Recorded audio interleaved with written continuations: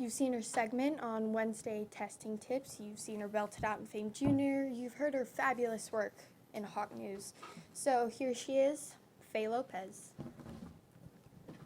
Hello, I'm Faye Lopez, and welcome to Fridays with Faye. We have a great show for you today featuring 3 fabulous Faye segments. The first features me, and some other people, talking about what it's really like here in the Hawk News studio. We've all seen the Hawk News broadcast. Chances are that you're seeing one right now. But a question not answered is how the anchors or news people actually feel about this. We decided to interview a few of these people to get to know how they feel about being in the broadcast. So Kendra, how do you feel about being in a Hawk News broadcast? Like, do you feel happy or sad or depressed? Like, I feel nothing. just plain neutral. While some, like Kendra, are neutral, others are not as much. It's definitely a nice opportunity. I will say it was a bit uncomfortable when he made us be on it and then put it on YouTube without really asking us first. Yeah, I just don't like how every broadcast goes on YouTube and how we can't change it if we have mistakes. Like, for example, I messed up probably a total of like 5 or 6 words, which was embarrassing. And some are just sad.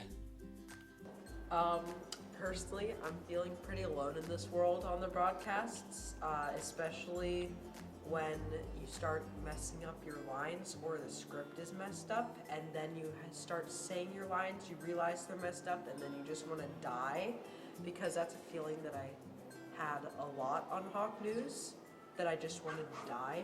Depression is a big part of that. So if you could go back in time and change that all, would you? No, I want to be in the Hawk News broadcast. I want to fail in front of hundreds of students. Yes. Yes. How are you feeling about being on the Cringiest Moments compilation? I mean, I'm not surprised, but I'm not that sad. No comment. I'm honored. I'm honored as well. It was actually, yeah. You feel blessed? Yes, I feel blessed. Thank you.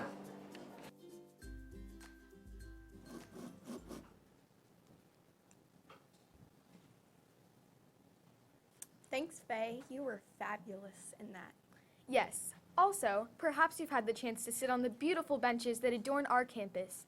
As you sit and take in the view, consider what these benches represent. Over a 6-month process, students and teachers worked to produce memorial benches for 3 of our beloved staff members that have sadly passed away.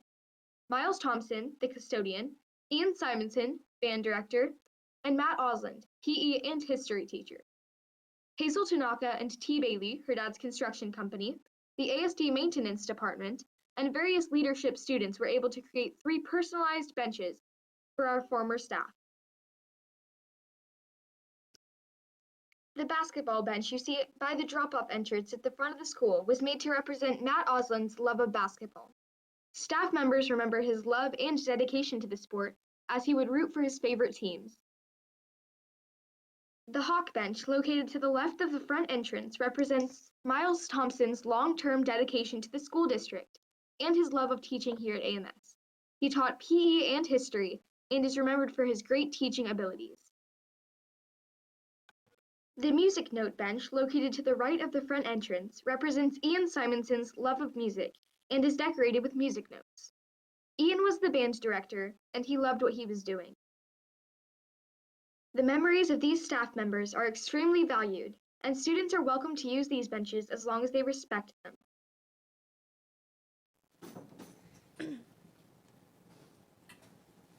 Thank you for preparing that wonderful segment for us, Faye. Oh yes. Well, I hope you've been taking care of your pets. Here's a segment that I prepared on training and caring for your dog. It takes work to raise a properly trained dog. In this video, I will explain some materials and techniques we've used to train our dog, Walter. Please note that this probably won't work for every dog, as each one comes from a unique situation and background. Dogs need to learn boundaries within the house in order to refrain from going into those places. I established boundaries in my house by use of gates. We don't let our dog upstairs, so we placed a gate blocking him from going up there when he was very young. Because he couldn't go upstairs when he was younger, he is now used to the restriction and obeys the rules without the use of the gate.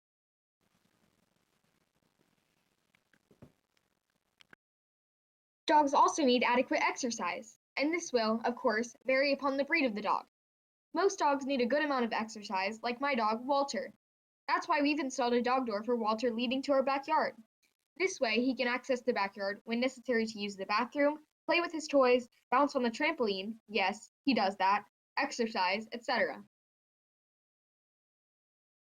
Dogs also need the right food and the right place to keep it. Food is another thing that will vary upon the breed of the dog, and you need to make sure to select the right brand and type of food based on your dog's needs. Walter is fully grown, so we use adult food, but he is larger, so we use food only labeled adult large breeds. This is only a few of the things required for caring for your dog properly, but I hope you find some of my tips helpful, or at least let Walter put a smile on your face. Have a good day!